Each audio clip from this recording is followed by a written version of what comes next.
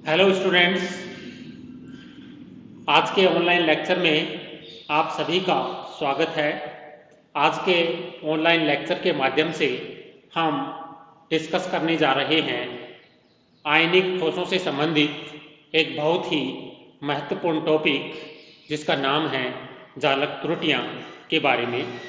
तो देखिए, जालक त्रुटियां क्या होती हैं। सबसे पहले हम बात यहाँ से शुरू करते हैं। देखिए विद्यार्थियों, जब किसी आयनिक क्रिस्टल का निर्माण होता है तो विपरीत आवेशित आयन एक दूसरे के साथ में जुड़कर एक निश्चित व्यवस्था में अरेंज होते चले जाते हैं, एक निश्चित व्यवस्था में व्यवस्थित होते हुए चले जाते हैं, जिससे एक आदर्श आयनिक क्रिस्टल का निर्माण होना चाहिए। लेकिन वास्तविक रूप में देखा यह जाता है कि कोई भी जो क्रिस्टल है वो बिना त्रुटि के नहीं बनाया जा सकता है। उस क्रिस्टल में किसी ना किसी प्रकार की त्रुटि पैदा हो जाती है। त्रुटि पैदा होने के कारण बहुत सारे हो सकते हैं, जिनका हम ये जो जालक त्रुटियां हैं इस हेडिंग के अंतर्गत हम बात करेंगे।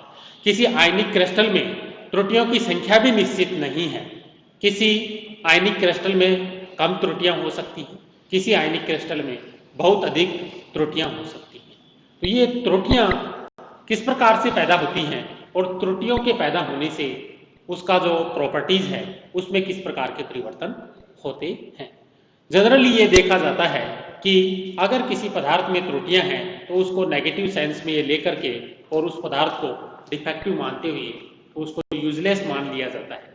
लेकिन यहाँ पे देखिए, जो हम टॉपिक पढ़ने जा रहे हैं उसमें अगर किसी आयनिक क्रिस्टल में त्रुटियां हैं तो उसमें कुछ एक्स्ट्रा प्रॉपर्टीज या एक्स्ट्रा जो खूबियां हैं वो डेवलप हो जाती हैं। पदार्थ है वो चालक से अर्धचालक में परिवर्तित हो जाता है, या अचालक से कुचालक से जो अर्धचालक है या चालक है उसमें परिवर्तन हो जाता है। उस पदार्थ में कुछ विशेष रंग का विकास हो जाता है, कलर डेवलप हो जाता है, तो उसका जो डेंसिटी है वो कम हो जाता है। इस प्रकार की जो प्रॉपर्टीज हैं वो त्रुटियों की वजह से उसमें विकसित हो जाती है। तो इसमें देखिए, अगर किसी क्रिस्टल में आयन जो जालक है, लैटिस है, उसमें यथा स्थान पर उपस्थित है तो वह क्रिस्टल जालक एक त्रुटि रहित या आदर्श क्रिस्टल कहलाता है। लेकिन वास्तविक रूप में क्या होता है कि जो आयन हैं उनमें जो उष्मीय रूप से जो वाइब्रेशन होता रहता है, और उसमें वाइब्रेशन की वजह से क्या होता है कि वो जो आयन है अपना मूल स्थान छोड़ने की प्रवृत्ति बनाए रखते हैं, जिससे जो ही उनको मौका मिलता है वो अपना मूल स्थान छोड़ करके या तो जो क्रिस्टल जालक है उसके अंतराकाशीय स्थानों में समाहित हो जाते हैं या फिर क्रिस्टल जालक छोड़ करके बाहर चले जाते हैं। तो ऐसी स्थिति में उसमें डिफेक्ट डेवलप हो जाता है। तो देखिए, जो जालक त्रुटियां हैं उनको हम मोटे तौर पर दो पार्ट में हम डिवाइड करते हैं। एक को हम बोलते हैं स्टोइकियोमेट्रिक,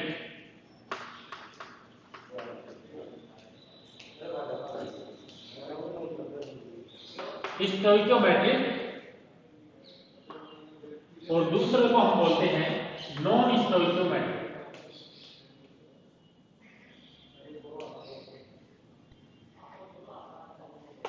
देखिए, ये टर्म क्या है इनको समझते हैं हम। स्टोइकियोमेट्रिक का मतलब क्या है और नॉन स्टोइकियोमेट्रिक का मतलब क्या है।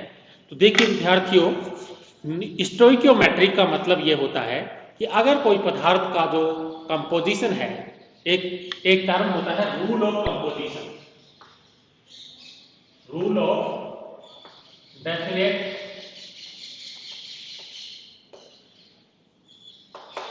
Proportion, rule of definite proportion. इसका मतलब यह है कि कोई भी पदार्थ है उसमें पदार्थ जिन परमाणुओं से मिलकर के बना है उन परमाणुओं का एक निश्चित अनुपात में ही संयोग होता है। इसको हम बोलते हैं rule of definite proportion. For example देखिए, अगर जल के अणु का निर्माण होगा तो उसमें हाइड्रोजन के 2 परमाणु और ऑक्सीजन का 1 परमाणु संयोग करके जल का एक अणु का निर्माण करेगा। हम ये कहेंगे कि ये जो जल है वो रूल ऑफ डेफिनेट प्रोपोर्शन के नियम का अनुपालन कर रहा है, या फिर हम ये कहें कि ये जो रूल ऑफ डेफिनेट प्रोपोर्शन है उसका अनुपालन कर रहा है। लेकिन कई पदार्थों में ये देखने में आता है कि उनका जो वो पदार्थ हैं वो रूल ऑफ डेफिनेट प्रोपोर्शन की अनुपालना नहीं करते। ये बात समझ में आई? इसको हम दूसरे वर्ड में भी कह सकते हैं, दूसरे शब्दों में भी हम इसको समझ सकते हैं। ये है कि अगर क्रिस्टल का जो एम्पिरिकल फॉर्मूला है,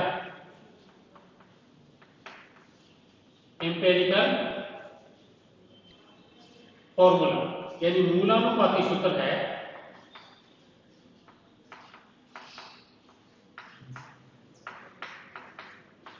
मूलानुपाती सूत्र आप जानते होंगे, अणु सूत्र और मूलानुपाती सूत्र क्या होता है।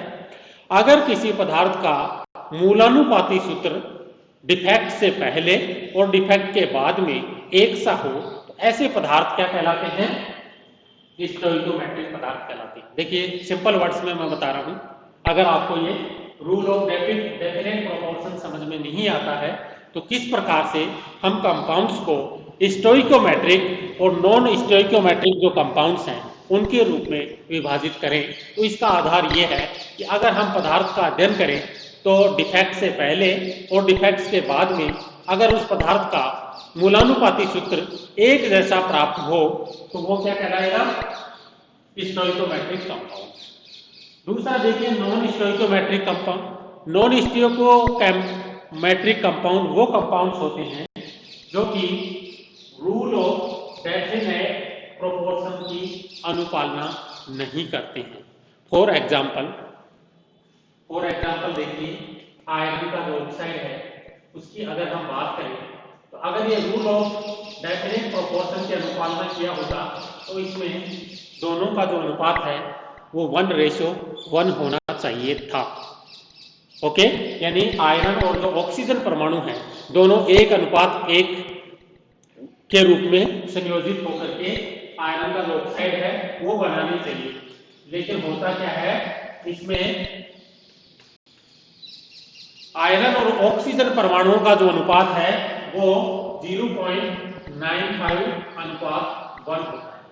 तो इस प्रकार के जो कंपाउंड्स हैं वो क्या कहलाएंगे? Non stoichiometric. या फिर हम इसको दूसरे शब्दों में इस प्रकार से कह सकते हैं कि वे पदार्थ जिनका मूलानुपाती सूत्र डिफेक्ट से पहले और डिफेक्ट के बाद में एक सा नहीं रहता है, यानी उनमें अंतर देखने को मिलता है, तो इस प्रकार के पदार्थ नॉन स्टोइकोमेट्रिक पदार्थ कहलाएंगे। जैसा कि हमने एक एग्जांपल लिया है आयरन के ऑक्साइड का। इसी प्रकार से टाइटेनियम ऑक्साइड है, जिंक सल्फाइड है, आयरन सल्फाइड है, जिंक ऑक्साइड है। इस प्रकार के कुछ एग्जाम्पल्स हैं जो कि नॉन स्टोइको कंपाउंड्स की कैटेगरी के अंतर्गत आते हैं। अब देखिए जो डिफेक्ट की हम बात कर रहे हैं तो किसी आयनिक क्रिस्टल में डिफेक्ट्स की संख्या कितनी होगी इसको हम एक फॉर्मूले की सहायता से कैलकुलेट कर सकते हैं कि आयनिक क्रिस्टल है उसमें प्रति सेंटीमीटर क्यूब 1 सेंटीमीटर क्यूब का जो एरिया है, यानी 1 सेंटीमीटर उसकी ऊंचाई हो, 1 सेंटीमीटर उसकी चौड़ाई हो और 1 सेंटीमीटर उसकी लंबाई हो, इतना स्पेस है। उसमें जितने आयन हैं उस स्पेस में उस आयनिक क्रिस्टल में कितनी त्रुटियां हैं उसके आधार पर हम उनकी संख्या कैलकुलेट करते हैं। तो ये फॉर्मूला है n = कैपिटल N e⁻²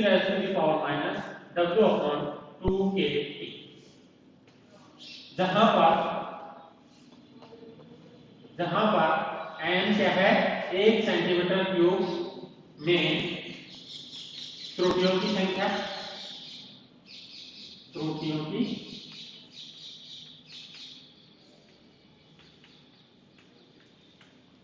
संख्या, कैपिटल N क्या है? 1 सेंटीमीटर क्यूब में साइड्स की संख्या, यानी साइड्स कितनी है, जहां पे आयनों को व्यवस्थित होना है वो साइड्स कितनी है? साइड्स की संख्या, जो W है वो क्या है, एक त्रुटि को पैदा करने में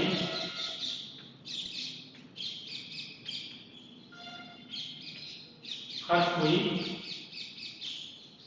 ऊर्जा है। T है परम ताप है, K है बोल्टजमान कांस्टेंट है,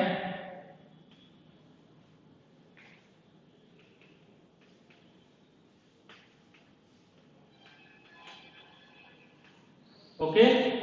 इस समीकरण में देखिए, अगर T बराबर 0 है, T क्या है, परम ताप, अगर ये 0 डिग्री केल्विन है तो n इक्वल टू कितना हो जाएगा, 0, यानी त्रुटियों की संख्या 0 हो जाएगी। तो किसी आयनिक क्रिस्टल में अगर त्रुटियों की संख्या 0 हो गई तो वो आयनिक क्रिस्टल क्या कहलाएगा, एक आदर्श आयनिक क्रिस्टल कहलाएगा जिसमें त्रुटियां 0 हो। वो कब संभव है, जब पदार्थ का टेम्परेचर 0 डिग्री केल्विन हो। तो इतने कम ताप पर जब हम किसी पदार्थ को काफी लंबे समय तक रखते हैं तो ये प्रैक्टिकली इम्पॉसिबल है, ओके। तो दूसरा देखिए, अगर T not equal to 0 kelvin है तो N नॉट इक्वल टू 0 होगा। अगर पदार्थ का ताप 0 डिग्री केल्विन नहीं है तो निश्चित रूप से त्रुटियों की संख्या 0 नहीं होगी, और जब त्रुटियों की संख्या 0 नहीं होगी तो क्या होगा, N का मान 0 से ज्यादा होगा, और जब N का मान 0 से ज्यादा होगा तो वो त्रुटि युक्त आयनिक क्रिस्टल कहलाएगा, ओके।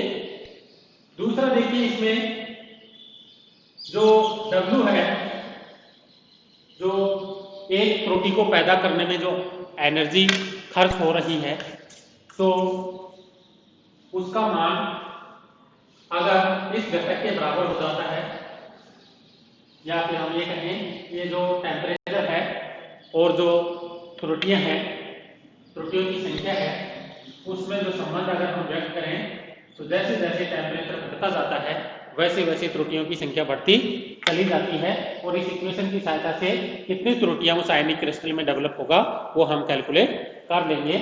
आज के वीडियो में हम इतना ही। अगले वीडियो में हम ये जो स्टोइकियोमेट्रिक और नॉन स्टोइकियोमेट्रिक टाइप की आयनिक त्रुटियां हैं, इनके हम विभिन्न प्रकारों का विस्तार से वर्णन करेंगे, विस्तार से इनके बारे में हम बात करेंगे। आज का वीडियो इतना ही, धन्यवाद।